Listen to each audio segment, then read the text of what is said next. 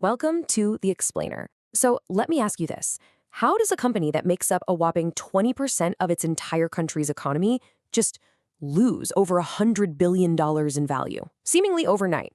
Well, today we're diving deep into the crisis unfolding inside Samsung and what it really tells us about where the tech world is headed. Let's just start with the big, scary number, $122 billion. That is the jaw-dropping amount of market value that Samsung Electronics lost in just a few short months in 2024. I mean, we're talking about a massive chunk of its value just poof, gone. So the big question is, right? How does a titan of industry like Samsung stumble so hard, so fast? Well, to really get what's going on, you first have to wrap your head around the fact that Samsung isn't just a big company. It is so much bigger than you probably imagine. You see, in South Korea, Samsung isn't just another powerful company. It's more like a parallel state. In fact, people there sometimes jokingly call the country the Republic of Samsung. And honestly, they're not that far off. And that's not really an exaggeration. The Samsung Group, on its own, accounts for a staggering 20% of South Korea's entire GDP. Let that sink in for a second. There are very, very few companies on the planet that have that kind of hold on their home country's economy. I mean, most of us know them for phones and TVs, right? But that's just the tip of the iceberg. Their 80 or so subsidiaries are woven into pretty much every part of daily life there. We're talking construction, finance, they even build armored vehicles and massive oil tankers. They run hospitals. It's a full-blown empire. But here's the catch. This empire, it's run very differently than most big companies you might be familiar with in the West. It's really more of a dynasty. And that whole family-run structure, well, it brings its own unique and often repeating set of problems. See, Samsung is what's known as a chaebol, and that's basically a massive family-owned conglomerate where all the power gets passed down from one generation to the next, all within the founding Lee family. You can really think of it like a modern-day corporate monarchy.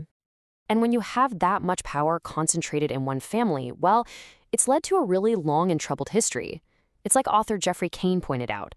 Pretty much every single leader of Samsung has found themselves in some kind of serious legal trouble, whether it's for bribery, embezzlement, you name it.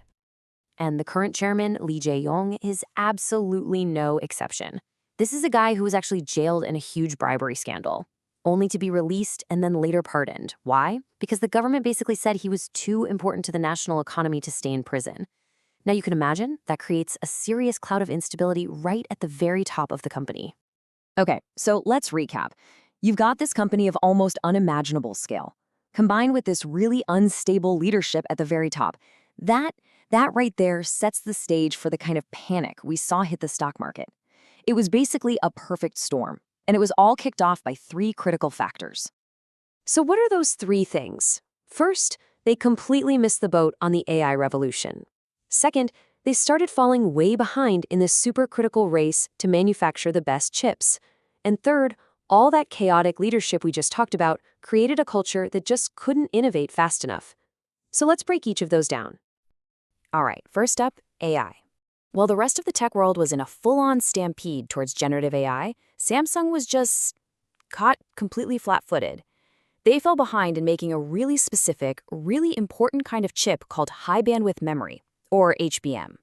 And these HBM chips are basically the high-octane fuel for all the powerful AI systems that companies like NVIDIA are building. And this right here led to a massive, massive blunder. Samsung was all set for this huge company-making deal to supply these chips to NVIDIA. But their tech just wasn't up to snuff. The chips couldn't meet the super strict standards for heat and power, and boom, the deal fell apart. And you know who was waiting in the wings? Competitors like SK Hynix, who just swooped right in and took all that business. Ouch. And you know, the problem isn't just with these fancy AI chips.